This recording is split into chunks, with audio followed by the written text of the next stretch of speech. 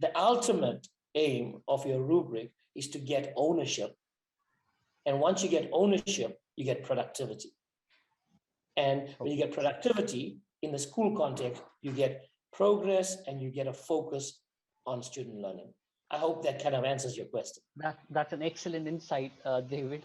I think when I was in Dubai, I saw a lot of parent-led conferences happening. Maybe that is what the intent was, to give ownership, to transfer that ownership of teaching to learning, so that the students understand why they're learning and what they're learning. Great. Thank you so much for that insight. Moving on to the next very important part, in terms of instructional strategies, David, how much varies from schools to colleges? If you can share your experience on that. Well, let's first define this in terms of learning. So if you look at instructional strategies, best practice is best practice. No matter how you look at it, whether you're looking at it from a school context or from a college context. So the best practices will still remain. One of the things that I think is an essential component or something that needs to be considered, and we can't ignore the pandemic right now, is a philosophy that I live by and try to instill in the teachers that I work with. And that is Maslow before Bloom.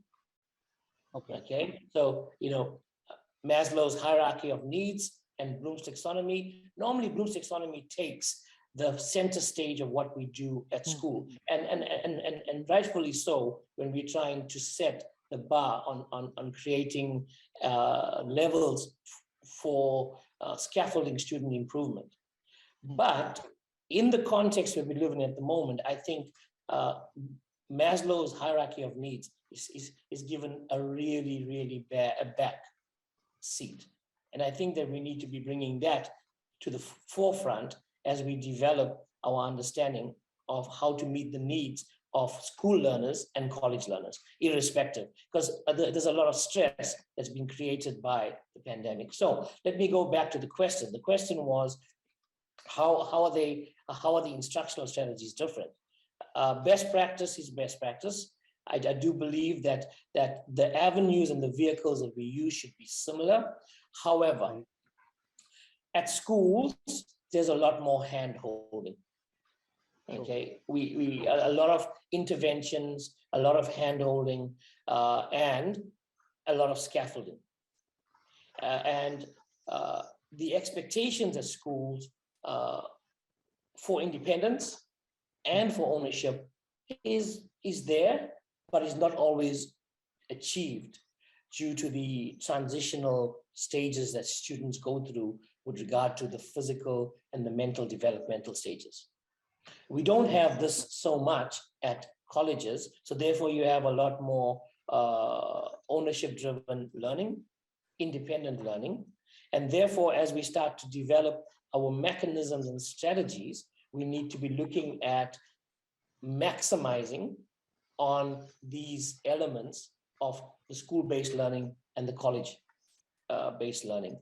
It's important for us to consider these things and also consider the well-being of all of our learners at both these institutional levels, because they will ultimately ensure that we reach the goals that we want to.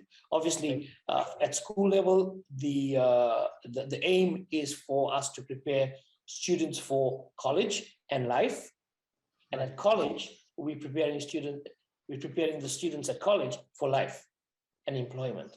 And so while we're looking at the vehicles and the strategies, those are the goals that need to be in place to ensure effective use of the teaching and learning opportunities that we have with these learners. Right.